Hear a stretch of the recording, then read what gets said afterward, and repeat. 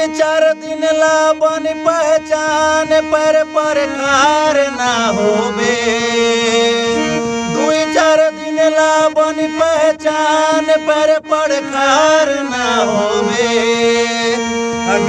गारी को के गईबे कबो स्टार ना बनबे। गारी को के गईबे कबो स्टार ना बनबे। ओका चिन्हा जाई तो हर कबो कलाकार ना बनबे। और गारी को के गईबे कबो स्टार ना बनबे।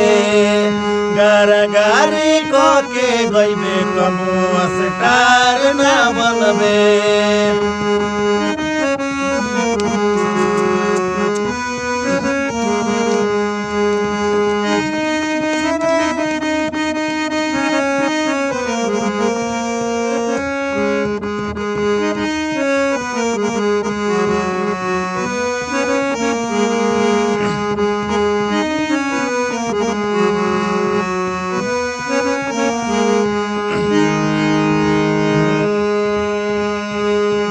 बाटे छक्का के बाटे हुमारन।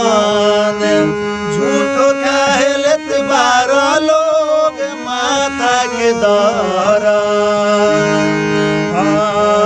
के बाटे छक्का के बाटे हुमारन। झूठो कहलत बारो लोग माथा के दरन। ऐसे लिखबे गईबे लेखक गायकार ना बनबे। ऐसे लिखबे गईबे कबो गायकार ना बनबे। गारी को के गईबे कबो कलाकार ना बनबे। आर छपरा जिला करबे कबो गायकार ना बनबे।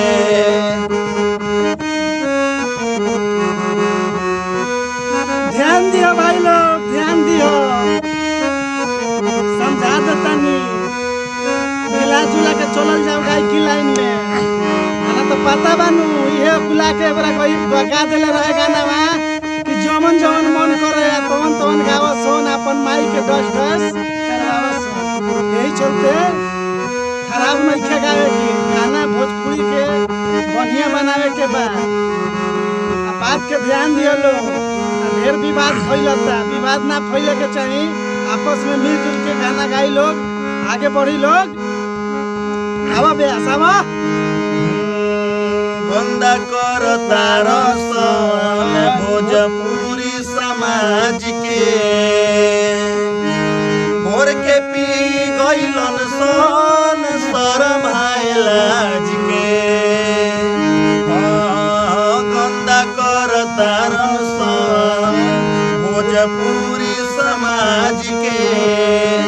भोर के पी गईलन सन शरम आए लाज के। दीपक छपरहिया जैसन कबो गीतकार ना बनबे। देव शंकर सन के बात मान ले कबो परेशान ना होबे। गारी को के गईबे कबो स्टार ना बनबे। गारी को के गईबे कबो स्टार ना बनबे। आर छपरा जिला करबे कबो गायकार ना बनबे।